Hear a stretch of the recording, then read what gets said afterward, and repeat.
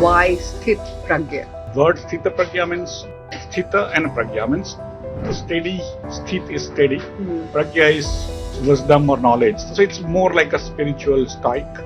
But I went into IIT and the struggle started more because I did not know English.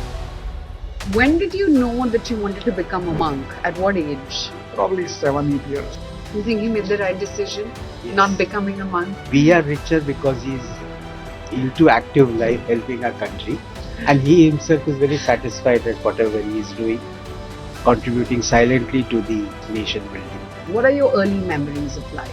We were staying in one room apartment, 10 of us, when I was Joint young. family. Yeah, joint family. And in the meantime, I was trying to sort of find my feet where I came to Bombay. So I started organizing youth festivals where you do not require too much English to speak, especially if you work as workers. And then, of course, a little larger and then slightly larger places. Don't give me such a humble answer. Don't undersell yourself. I was like always like this. I did not have any aspiration or I didn't want to become anything or do anything. So in some ways when I look back, I think that was the attitude probably evolved, because if you have a specific idea that you want to become chairman of the bank, then you will not go into this area, and which probably some people dropped out from the team on. Whereas if you say whatever comes my way, I will try to do my best for the job, not for myself, probably it does well.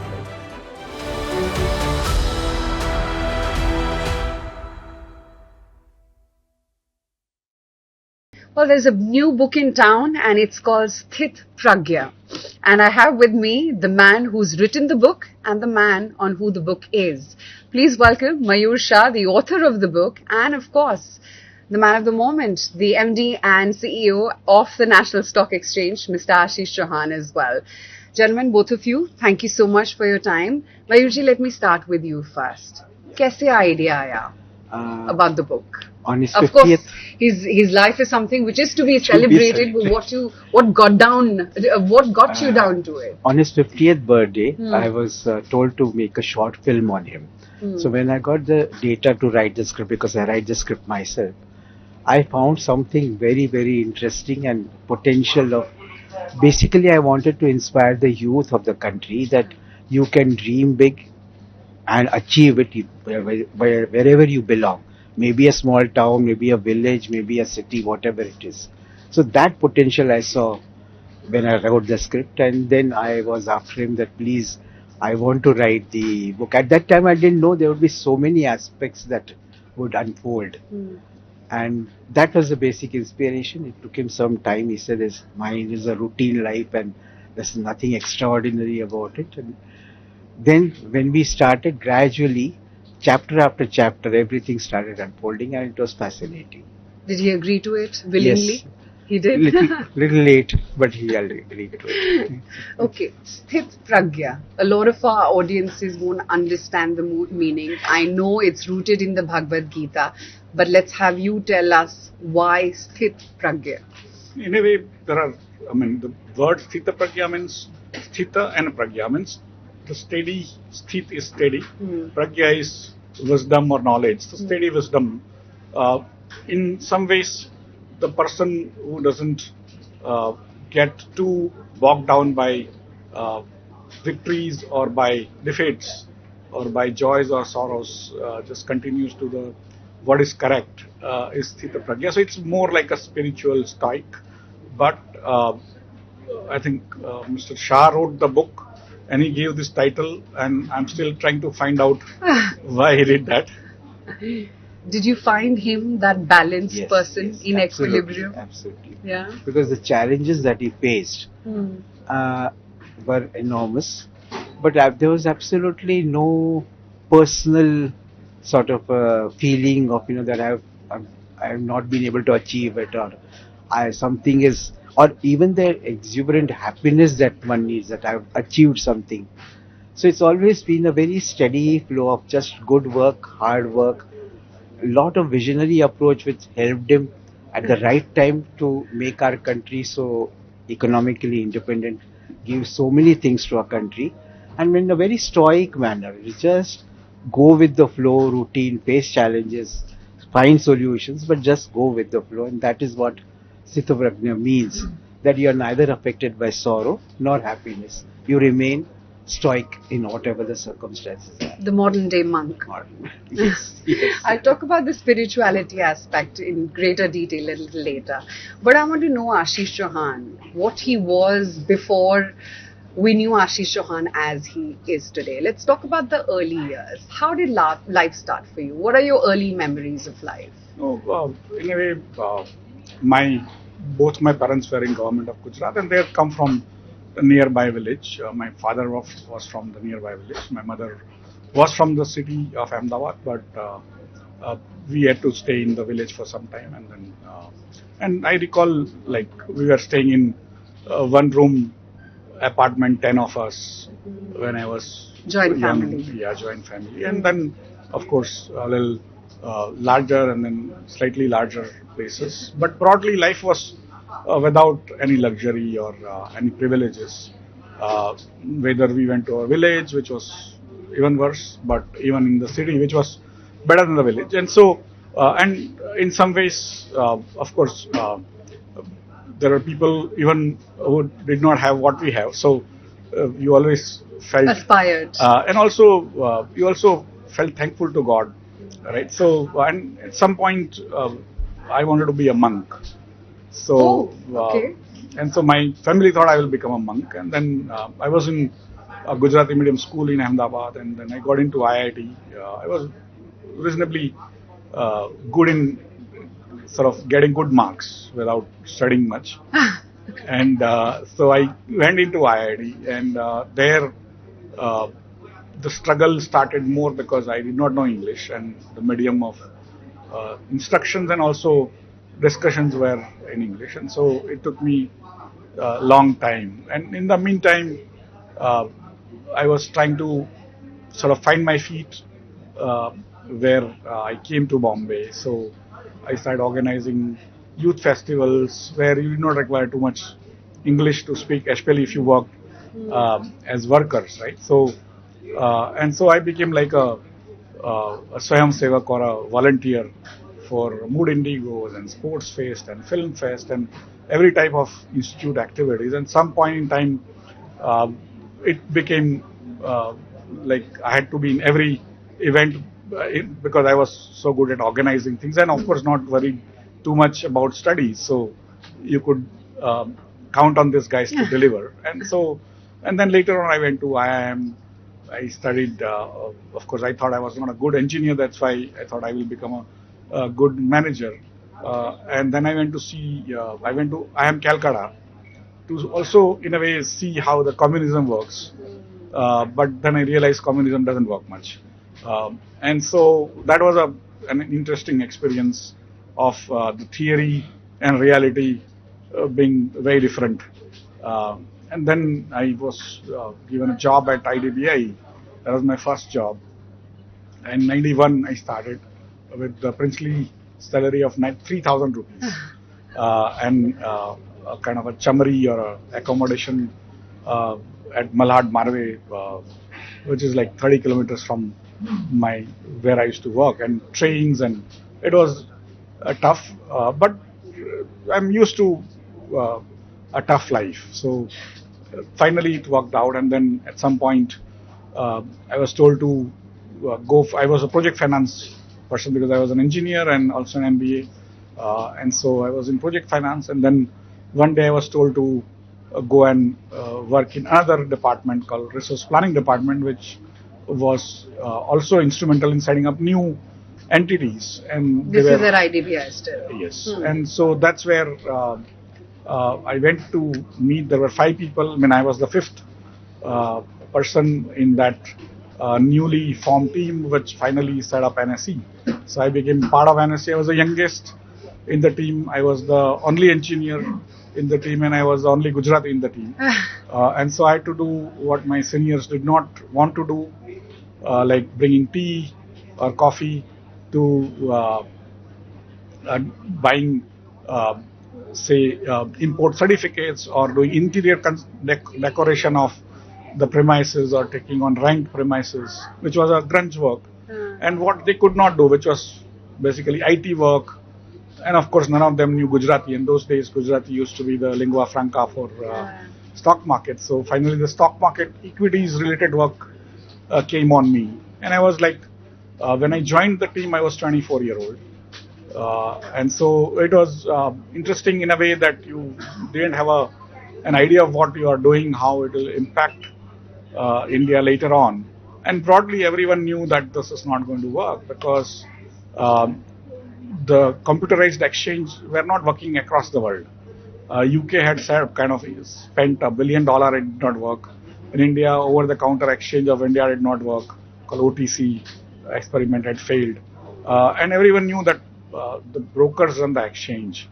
And the trading floor is where you get the liquidity by shouting at each other and things like that, and not by having computer screens across the country. And how will you get the screens across the country where telephone lines don't work, right? Computers barely work 3-4 hours continuously. And the bankers, as bureaucrats, are ill-equipped to go through this hustle and bustle of stock market. So it's clearly going to be failure. And so I was kind of neutral to it because I did not know the success in career, because I was just 1 year into the job. And my other colleagues were worried, of course, if it didn't work, then it would have hurt their careers in some ways. And I was like very blasé about it. But whatever and whatever came my way, and I was like always like this, that I did not have any aspiration, or I didn't want to become anything or do anything. Or so in some ways, when I look back, I think that was the attitude probably worked, because if you have a specific idea that you want to become chairman of the bank, then you will not go into this area, and which probably some people dropped out from the team on. Whereas if you say whatever comes my way, I will try to do my best for the job, not for myself, probably it does work, right? So I want to go back a little bit. When did you know that you wanted to become a monk? At what age? Probably 7-8 years. How? Because I used to go with my grandmother to all these places to listen, then go to temples. The monks will talk to you, and so you think, yeah, you need to basically be pretty satisfied in life and know, don't be sort of getting into this life which is so Mohmaya. Yeah, so that was the childhood situation, and it still remains that finally all this is basically in some ways illusion. Transitionary. And you need to be kind of beyond this. There are life and concepts beyond whatever you see as money and whatever you can touch and feel. You think he made the right decision? Yes. Not becoming a monk, but what should we In a say? way, India Inc. monk? He, in a way, he's still a monk. Yes, he is. Absolutely. Yeah. Selfless service to the nation. So that is the best part. So we are richer because he's into active life, helping our country. And he himself is very satisfied at whatever he is doing, contributing silently to the nation building. So it's a perfect situation for a modern monk, as you say. So when did that 7-8-year-old boy who actually wanted to become a monk realize that, you know what, this is not a path for me. I can imbibe that in my life, but I need to go to school, I need to study, I need to earn the money, whatever little it may be at that time. I have not figured that. Right, so it's a journey, right? So you still want to go back to that life, and so, but again, you have to survive. So you continue to do what is essentially required of you, and so and once I got into sort of a place of study away from home, it was a very secluded campus where to come out used to be like a long journey, and that's why in a way you got more involved in the local milieu, local culture, which was the youth culture. And so, but there also I started calling ISKCON monks to talk to the students every Sunday in my hostel. And so my connect to the spiritual world has continued, and some of my juniors then later on became monks also, and I couldn't, so I still. This They is at taunt me. IIT. Yeah, and so they still taunt me that you did not become, and we became. We got inspired by you and Right, became. and stuff like that. So, but in some ways, you have to also sort of go with the flow. If you resist too much, then again you are not equanimous, right? So for me, whatever comes your way itself is sort of monkhood. You have to accept with all the grace that God has bestowed on you, and try to do your best for sort of society.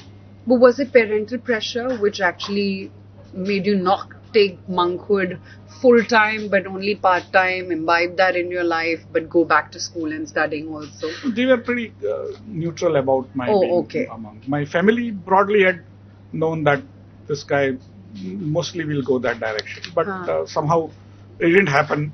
But they were even then neutral about it because in some ways it was a very religious family, so they didn't have to Push feel you, that they would be losing something if I had become a monk.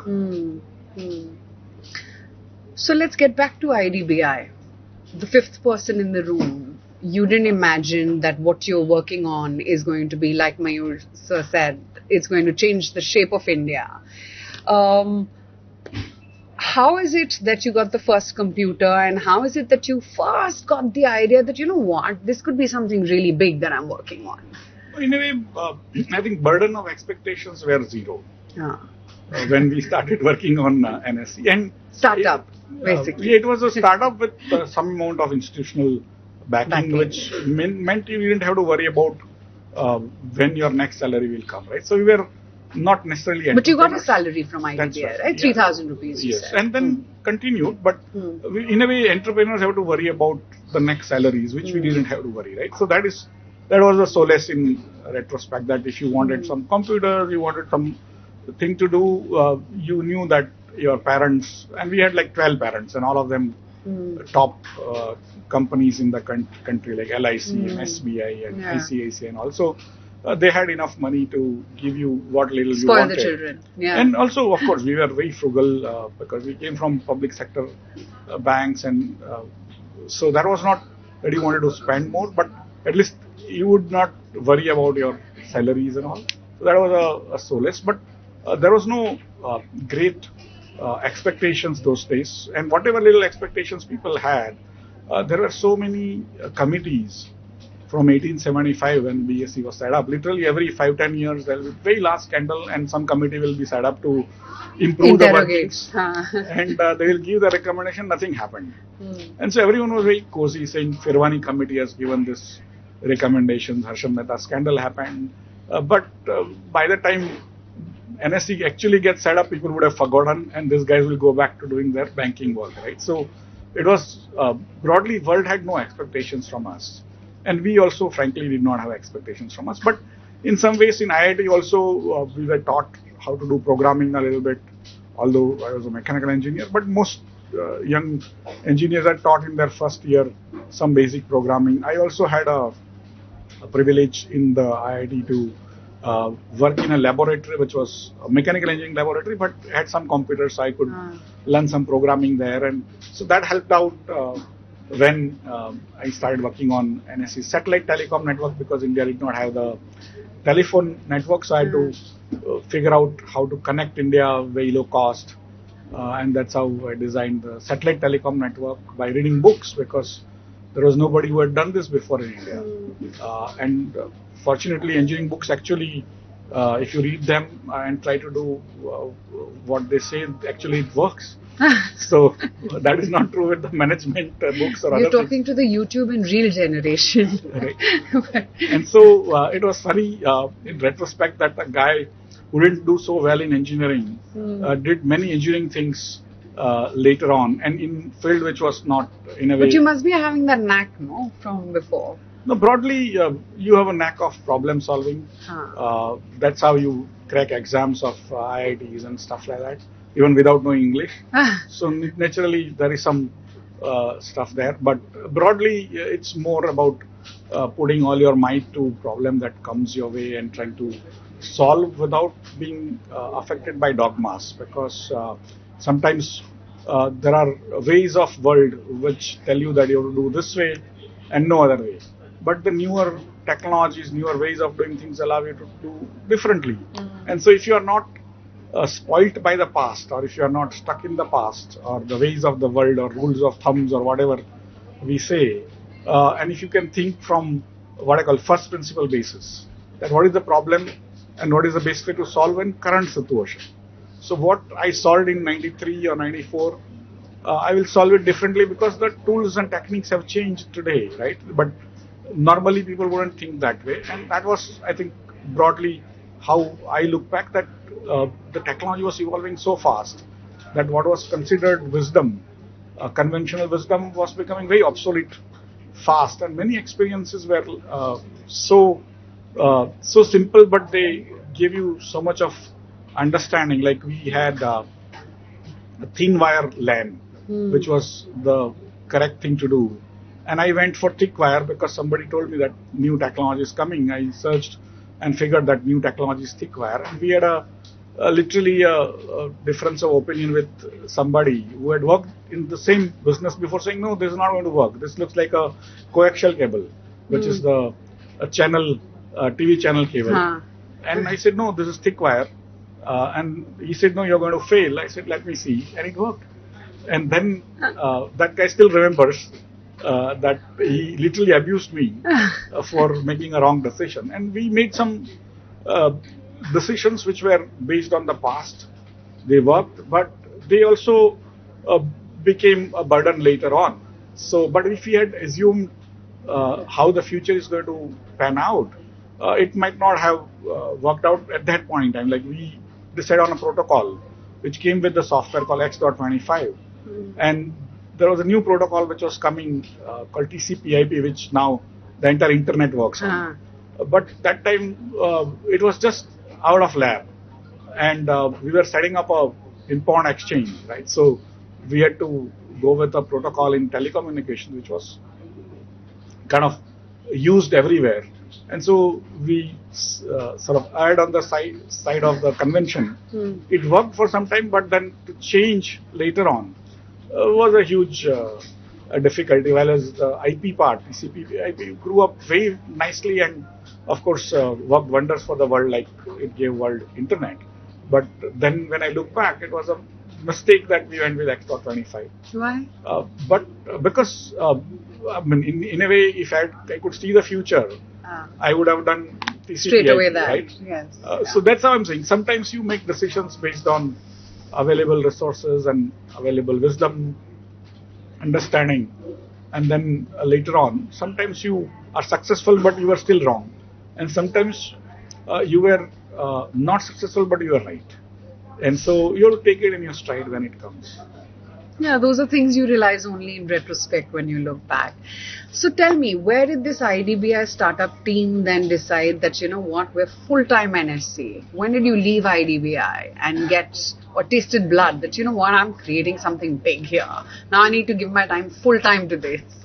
So 92 is when I was told to go full-time. And then my boss, Dr. Patil, told that you guys cannot be in this building of IDBI, because then you will become like IDBI, which will be a very rich organization, and you are not rich.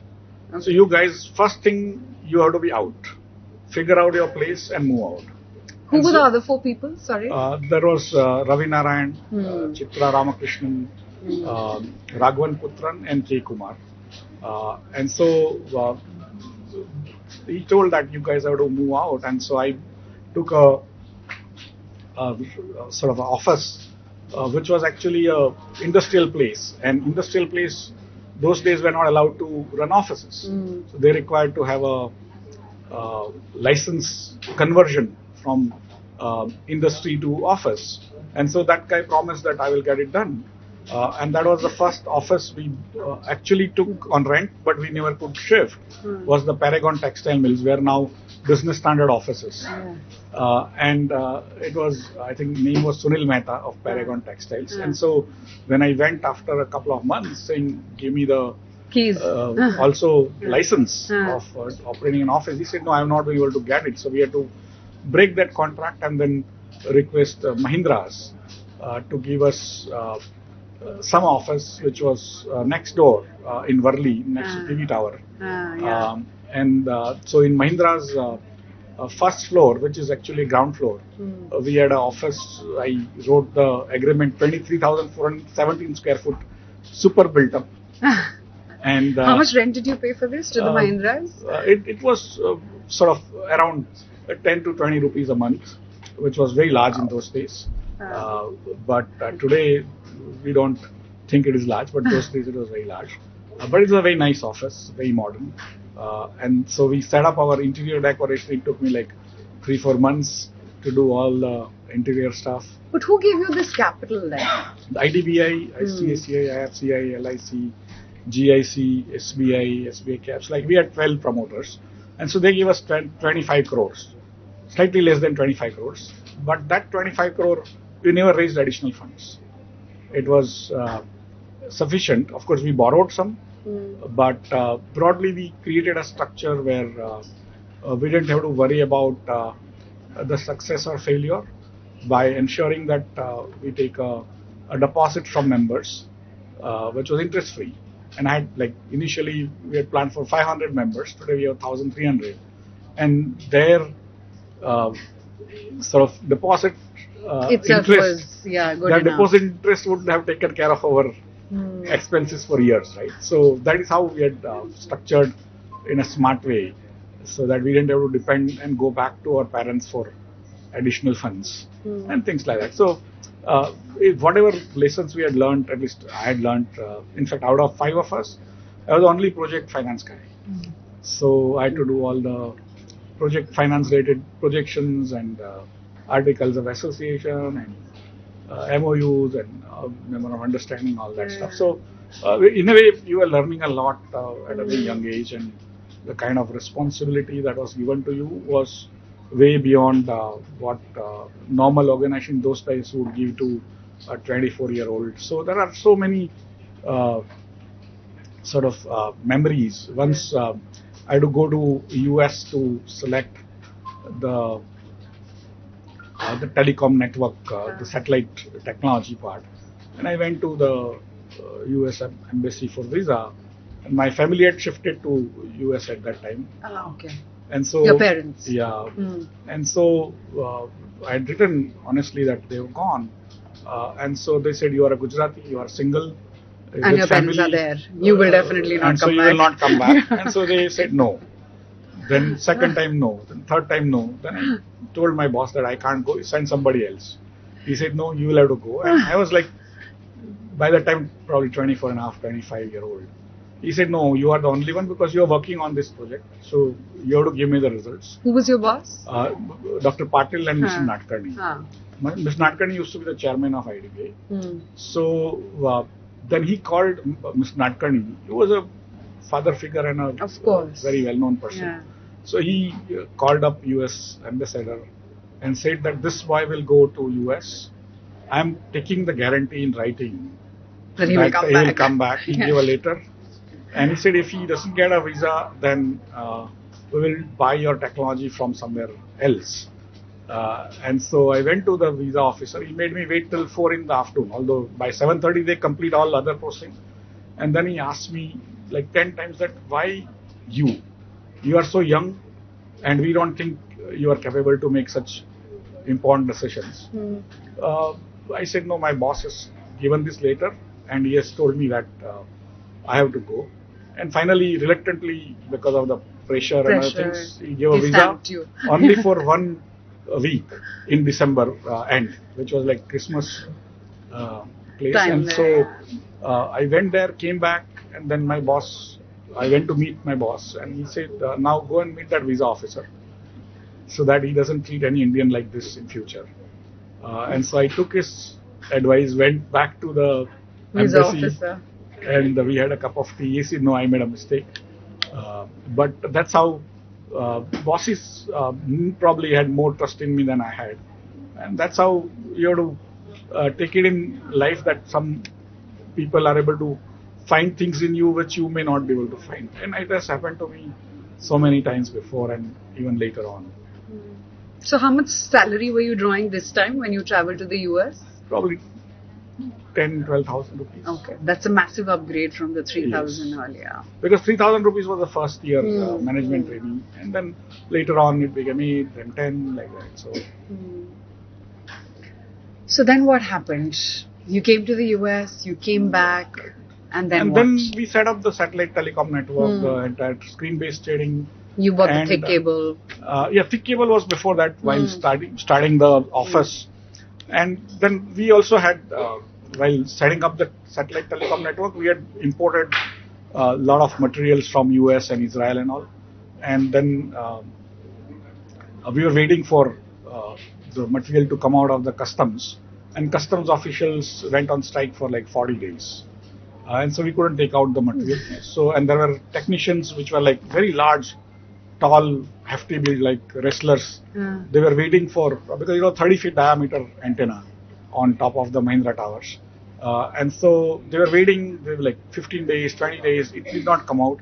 And the news came that Surat had a plague. And so one day at like 3 a.m. in the morning, I was on my desk. I used to sleep in my office those days many times. So those two large guys came and said that we want to go. I said, okay, go to your hotel, come back tomorrow. They said, no, we want to go. So I said, what happened? And what means go? He said, no, we want to go home. So I said, what happened? I will get the material out fast. They said, no, there is a plague and we are going to die. So I told them that, but there are like many million people in Bombay. They are not worried. Why are you worried? Nobody is going to die. He said, no, in plague we can't stay. We have to go back. So then I called the contractor, which was Indian, who is incidentally now on the board of NSE, Vinit Nair, HCL Yes, HCL Cognate. Technologies. Yeah. So I called him. We had a conference call, and he said, "Let them go." So I told them, "Okay, give me your passport." I put it in my drawer, and I said, "Now go." And they complained. I said, then again we called Vinit. So basically, you behaved exactly like the US visa officer. You wanted some guarantee that वापस आ जाएंगे. Because they wouldn't come back otherwise. So then Vinit said, "No, boss. If you cannot get out in 5-6 days, let them go." So I promised them that within 5-6 days, if I can't get out the material, we'll sort of let you go.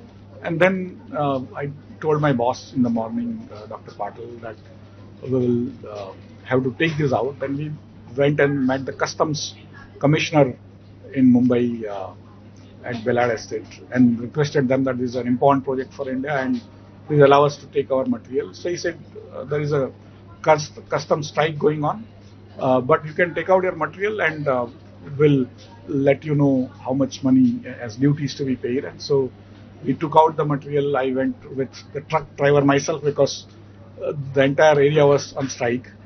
We took out the material, we brought it up, it was implemented. And so there are like millions of such examples and stories that come to mind, that how India progressed is on many such stories of grit and gumption and hard work and also of course smart execution. But what India is today, in some ways the technological superpower for the world, it all started with NSE.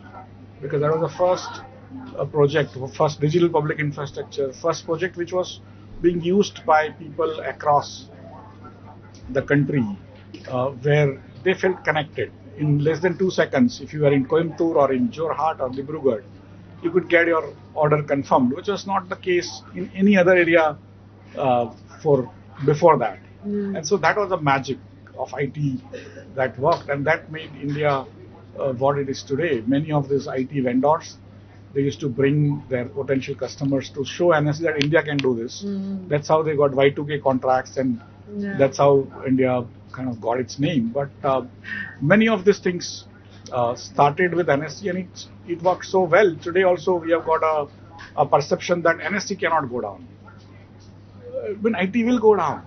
But NSE cannot go down. UPI can go down 4 times in April. But no, NSE cannot go down because NSE made that name for itself that it doesn't go down, right? And It for stands me, for trust. that's what I'm saying. How can it go down? Yeah, so that is how, but it also gave India that confidence. And so some of these things happened, what I call serendipity. The technology had come to a level where it could work continuously. Before that, it couldn't. Uh, the the society had come to a level we did not have telephone lines, so but we had satellite telecom, right? Even as a developing country, and there also there were people not wanting us to have use of that, even within Department of Telecom. They gave us the worst bandwidth for which there were no ready-made equipment, so we had to get equipments done, and all sorts of hoops we had to pass through. But finally, on November 3, 94, when it was Diwali day, and I got the technician from GE SpaceNet to come on the morning of November 3. I took him from the airport. We straight went to NSE. We fired the first V7. It worked. It worked so well. Where was this? Where in Bombay? In Mahindra Towers. Mahindra Towers only. And we did not sleep through because that was a Diwali day. And the trading started, but that was more on lease lines, and also we had kept 100 terminals in NSE's office itself on 4th floor. And like as soon as it started, somebody came running to my office saying, "Sir, I lost 4 lakh rupees in 1 second, and now you have to save me because my father will not allow me to go inside the house." And we figured that it was traded at a 100 rupee higher price compared to what it should be. We called up the other side of the broker, and that guy actually agreed to cancel the trade. They gave up 4 lakh rupees straight away. Upfront, yeah. And that was another experience of real-time problem solving. So Holi, Diwali, basically you were in Mahindra Towers only. Yeah, and you didn't now, know. especially Diwali is very important to stock markets, and so I did not have vacations until now on Diwali, because Diwali is the day you have to be in office. Mahura trading, yeah. That's the thing, Mayur, which stands about him, right? Because they say spirituality, peace, all comes with living in the moment. I don't think he talks it as lack of ambition. I don't think it's that. He was present, he was in the moment, he maxed it to 100%, and that's why who he is, what he is today. Right? What you say is right. Living in the moment, facing the challenges, finding solutions, and just going ahead with the flow. That was the task at hand is what is important. Yes. It's neither that whether it will work or not work doesn't bother him. It's that I have to do the task is what was important. So that's where the Stithapragya comes. Failure or success was not the benchmark for him. It was that I have to complete it, and that made all the difference. There was an inbuilt confidence in what he was doing. At the younger age, Karma Yogi. Right? Exactly. At a younger age, the passion was so high that he could face those challenges, and that I think set the foundation for further challenges that came. Then these challenges started becoming very small for him, that I faced tougher challenges earlier. And that mindset is completely spiritual. I mean, it comes only from being a spiritual person, connected to God, connected to the divine force, you see. But spirituality is such a misunderstood term, I feel. What is spirituality? And I think it's a very subjective, a very personal thing. What does spirituality really mean to you? It is personal also, but it's also societal. That how personally you are trying to achieve peace, right? That is what every spiritual person would want to do. Peace is a state of mind. It comes from within. You try outside, search wherever, it will not come. But if you figure that out, then you are always in peace. Right? You have to make peace with yourself first. Right? And so that is peace out of lack of desire, lack of ambitions, or just not being touched by ambitions. Means you just continue to do what you need to. But the other side of the Indian spirituality is also, how do you become useful to the society, right? And for me, I think it's a quest for personal situation of getting that desirelessness, but also within that framework, how do you continue to help the society in living better. And for me, after coming to the markets and also studying about the world, I've realized that India may be very rich in spiritual traditions. We are physically not that rich. We are poor, and so we need to basically become also uh, physically rich in modern ways uh, to also achieve that uh, spiritual richness, because if you are not able to have even basic necessity of food or shelter, it's not easy to Keep go your into mind still. right. And so for Yeah. me, some people do it, some people also do a lot of penance and still are able to do it, but large part of the society still needs to survive. And when I grew up, India was very poor. I mean, we used to have uh, starvation deaths in Kalahandi, and I used to always wonder that when will we become rich enough that we'll be able to give enough food for all our citizens. And today we have reached there. So in my life of 57 years now, I think India has become at least that much rich, and we are also concerned about our fellow citizens. See, we can always become rich and still have many poor people who don't live with dignity or even enough food to eat or shelter or clothes. But today we have become a very concerned society for our fellow citizens in addition to ourselves. I think it's a glorious time we live in. 78 years of independence. We have achieved that concern for poor, which was in some ways lacking in our society's abilities to worry about people below us or people suffering. And that is where I think the society has become much nicer than what it was before. Oh, yeah, absolutely. When you don't know where your next meal is going to come, how can you be peaceful and be in the moment? Do you meditate every day? Do you pray every day? Yeah, for me. Or do you think work is meditation? No, Basically, what is your philosophy? I take my work as meditation, but I do meditate. I am a student of Vipassana and few other meditation techniques. But for me, it's still, you can do all that and you can still be very fluxed from within. Right. And for me, the idea is the joy is from within. You try to find joy, it's not there. So it's whatever you call peace, joy. It's basically you are sort of complete in your mind, that you have nothing else. Today, if you are called up saying now your time is up, there is nothing left, and that every moment I try to live that way. That and even in job, if I'm told I'm not required next moment, I'm willing to sort of not go into my office to collect anything, and that is how I've lived my life. That anytime I have no secrets kept, I have no nothing, and by quirk of fate, if I have been able to create some assets and all, that's for my family. I don't require that type of things either. So that's how I've lived always, and probably I hope I'll be able to live that way till the time I actually am alive. What gives you most joy? No, it's again public. What about service. you? I have no. Just being allowed to work every day is such a important thing. I'm kind of grateful that people like me, who sort of don't work out of personal interest, are still allowed to work, right? So, and in some ways, I work more than people who have more interest than me, but that's in a way out of volition, right? So somewhere in spirituality, you have always this duality that if you become satisfied, then you don't want to work, right?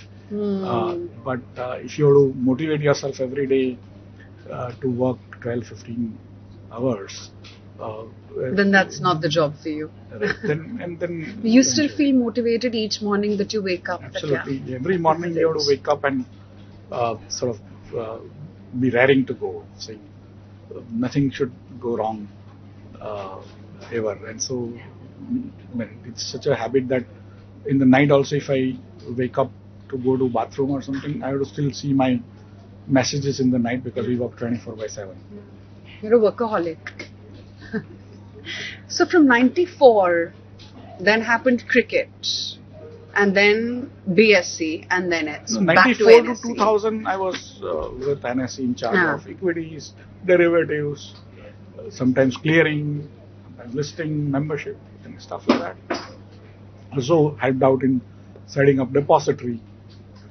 But then 2000, I started on my own, funded by Reliance Group. And in 2001, the e-commerce uh, venture which I started was just starting up, and then the fed of e-commerce went down. So So you became a tech guy basically. yeah, and so those days it was not so different, but they stopped funding me. So I was like on road with 100 people, and so they said, "We will not fund your company, but you are sincere, so and you know a lot, so we'll give you advisory positions in our telecom company which we are setting up." And I had done a lot of satellite telecom and other things. I knew the technology and a little bit of business. That's how I started helping them. And then I became their IT head for the telecom company, then for the group. Then I was their head of technology as well as corporate relations, and then also for IPOs, and then cricket in Mumbai Indians, and things like that. And in 2009, I had a separate firm which was owned by my wife, which was giving stockbroker software for back offices. Many large brokers used to use that, and so BSE bought that company. And due to my reputation as a person who set up Nifty, who brought screen-based trading or derivatives to India, they said you have to work with BSE for 1 year, because BSE had not been successful in setting up derivatives.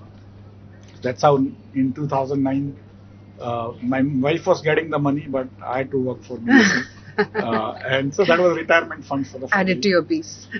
And so that's how I said, okay, let's work there. And then I stayed there for 13 years, 3 years as a deputy CEO, 10 years as a CEO.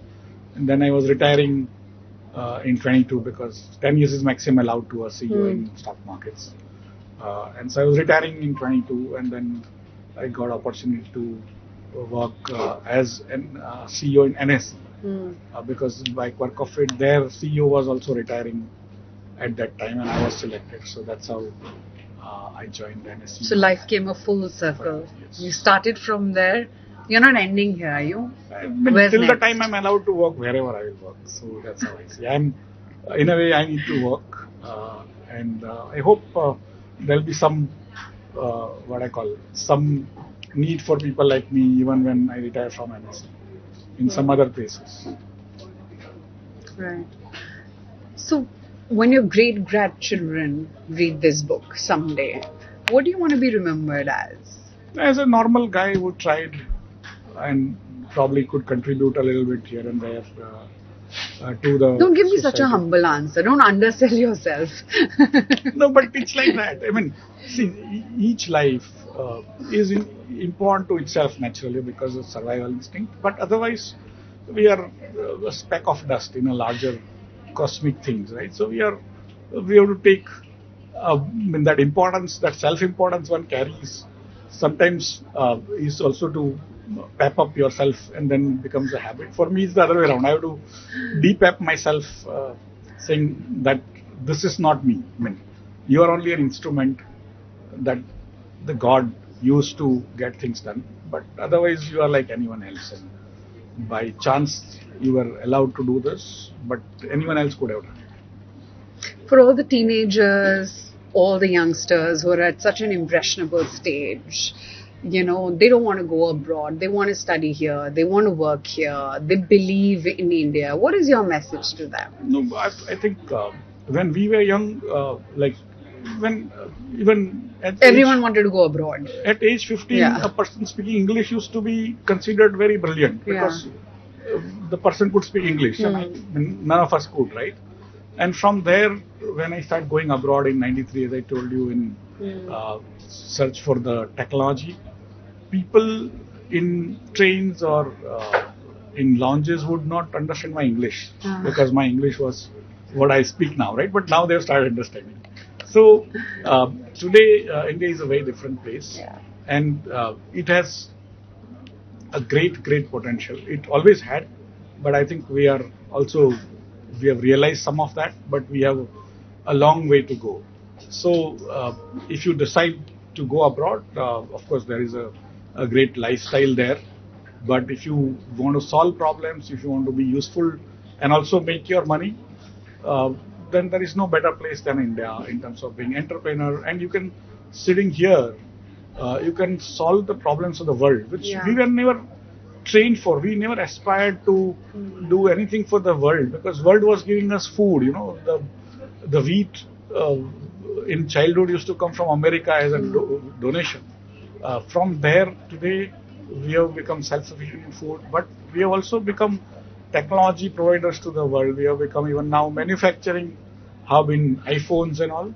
So broadly speaking, and entrepreneurship was not taught to us, not even an aspirational thing, because you had to get a government job and Salary lao or right. And for 2-3 generations, people who were babus, including my parents, and we were told also saying you get a job in a PSU or a government and you are okay, and never leave that, right? And today, so many role models are there.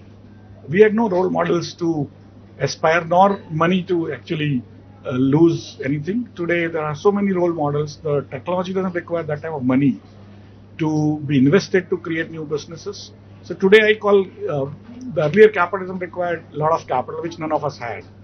Today's capitalism requires very little capital, which some of us will be able to fund you. So try being entrepreneurs if you can. If you have plans, if you have products, you can solve India's problems, world's problems. Indians will fund you, and you will be able to actually become very rich, which was not something which we thought we were sort of trained to think in a way, right? Our society was very happy being just on a survival model. Today, was that India's, better or this time? for me, I have, after all this years of working hard and struggle, societies have to be rich to even showcase their other sides of like their culture or their spirituality or their tourist places or their architecture and other things. If you are poor, you also treat your culture also badly and your spirituality also badly. But if you become rich, and so in just for that sake, I think India has to become rich, and the youngsters, because we were always in dilemma, and we were in what I call shortage life. I used to stand in ration queues and things like that, right? So today also when I come out of when I'm doing even shaving, I will keep the tap off because water has to be conserved, right? And many children today do not have that because they are they're living a life of abundance, which is great. So for me, we have to physically become rich in not in a bad way, but in a good way, and solve world's problems. Then only we will become rich. But if we can solve world's problems, we have to solve our problems also. Because our society also, every society has problems. Even rich societies have problems, right? So for me, problems will continue, but youngsters have more role models and ability and opportunities more in India. In our childhood, you have to become a doctor or an engineer or a babu. Today, you have so many career choices. You can move careers. You can become entrepreneurs also in those careers and come back. Fear of failure is not there, and things like that. So take the opportunities. India is not the only playground you have. The world is there. World now appreciates India and Indians, and if you are good, try that out. Yeah, and you have played such a large role in making India rich. So thank you for that. Thank you. I don't know, but India has come up some ways, but we have a long way to go. Absolutely. And Mayoor Shah, thank you, because I know he wants to sell himself as a speck of dust, but we know what a glorious life he's lived and how he's contributed to the nation's progress. So thank you for Stithapragya. Thank you. Thank you. Thank you.